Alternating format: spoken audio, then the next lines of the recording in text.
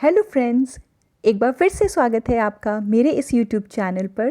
Friends, मेरे पिछले video में मैंने आपके साथ हेनरी फ्योल के 7 प्रिंसिपल्स ऑफ मैनेजमेंट डिस्कस किए थे। मुझे उम्मीद है कि आप सबको वो बहुत आसानी से समझ आ गए होंगे।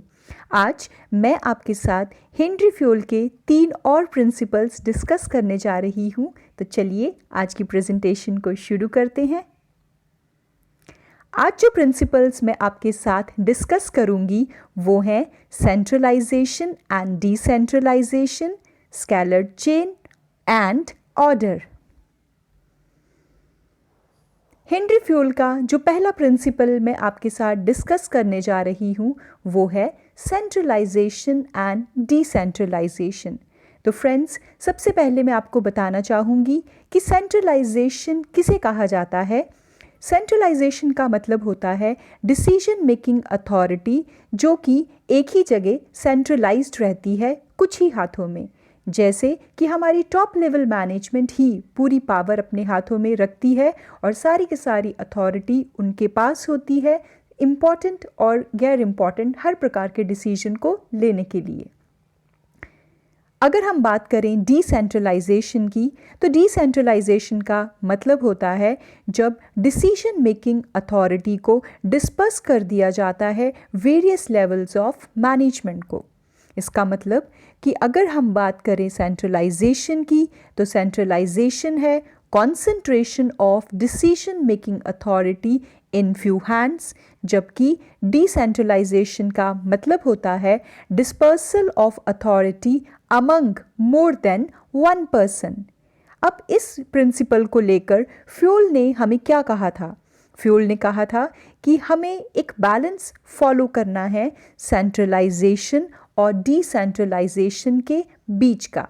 मैं आपको बताना चाहूँगी कि सेंट्रलाइजेशन को कौन से ऑर्गेनाइजेशंस फॉलो करते हैं।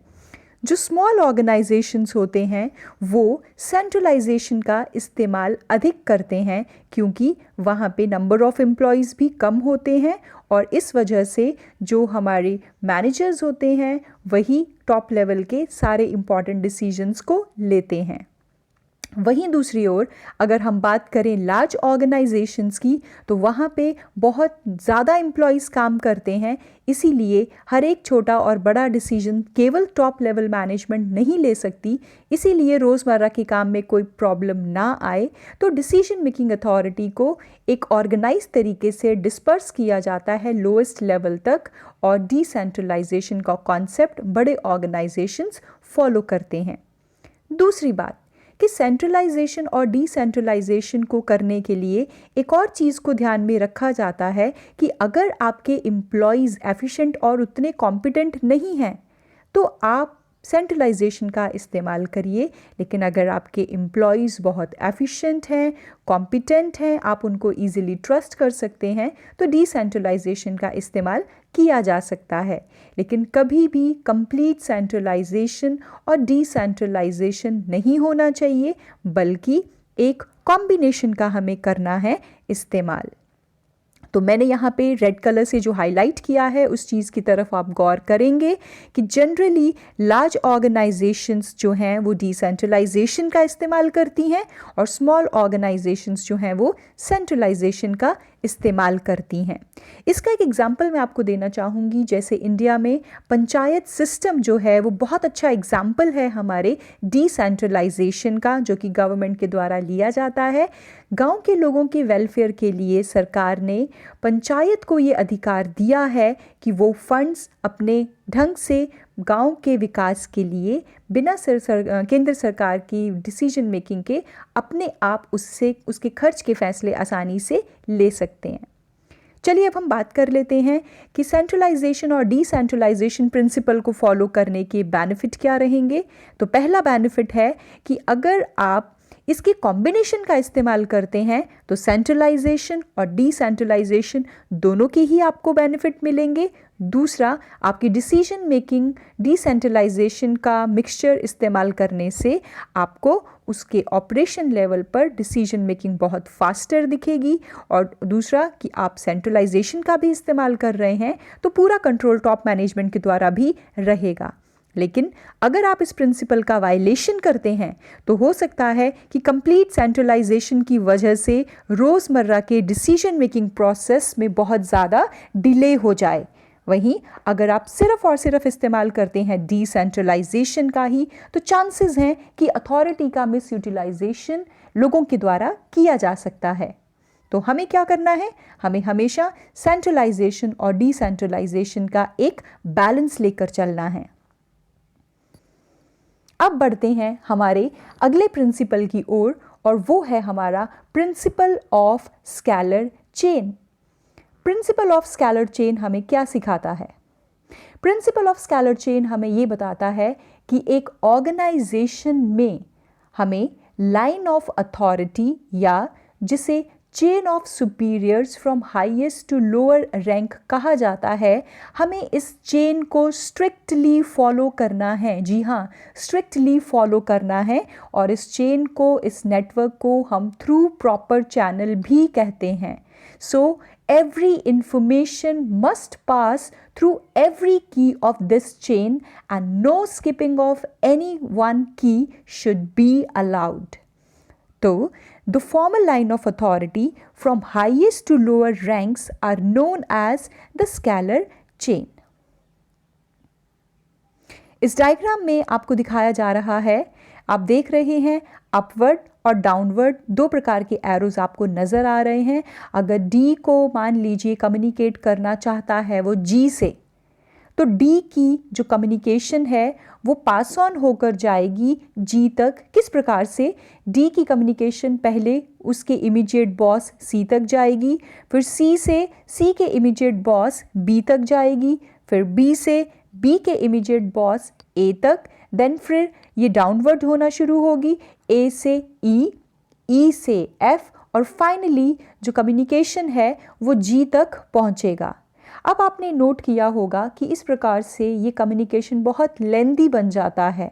तो कई बार इमरजेंसी की सिचुएशन में हम इजाज़त दे सकती है ऑर्गेनाइजेशन कि हम इस स्केलर चेन को अवॉइड भी कर सकते हैं और हम इस्तेमाल कर सकते हैं गैंग प्लैंक का। येलो कलर की लाइन जो डी और जी के बीच आपको नज़र आ रही है, ये शो करती है कि डी और जी आपस में बिना स्केलर चेन को फॉलो किए ही कम्युनिकेट कर पा रहे हैं। और ये किसकी बदौलत हुआ है? गैंग प्लैंक की बदौलत। तो गैंग प्लैंक क्या करता है? Gang plank permits direct communication between the employees working in different position without following the scalar chain. लेकिन हमें इस बात का ध्यान रखना है कि गैंग प्लैंक के इस्तेमाल की इजाज़त सिर्फ और सिर्फ इमरजेंसी की सिचुएशन में ही दी गई है। इसे रूटीन में हम इस्तेमाल नहीं करेंगे।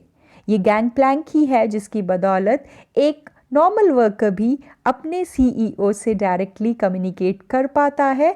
लेकिन अगर हम नॉर्मल सिचुएशंस देखें तो नॉर्मल सिचुएशन में आप देखते हैं कि एक नॉर्मल वर्कर अपने सीईओ से डायरेक्टली कम्युनिकेट नहीं कर पाता। गैंग प्लैंक की मीनिंग की ओर अगर हम चलें तो ये एक शॉर्टर रूट है जो कम्युनिकेशन डिले ना हो इसके लिए प्रोवाइड किया गया है। लेकिन इसका इस्तेमाल हमें सिर्फ और सिर्फ कब करना है? इमरजेंसी की ही सिचुएशन में। चलिए अब इस प्रिंसिपल के कुछ पॉजिटिव इफ़ेक्ट्स को जान लेते हैं। अगर हम स्केलर चेन का इस्तेमाल करते हैं तो ये एक सिस्टमैटिक फ्लो ऑफ इंफॉर्मेशन को दिखाता है। दूसरा, हर एक लेवल तक इंफॉर्मेशन पहुंचती है, इसीलिए किसी प्रकार का कोई कम्युनिकेशन गैप ऑर्गेनाइजेशन में नहीं होता।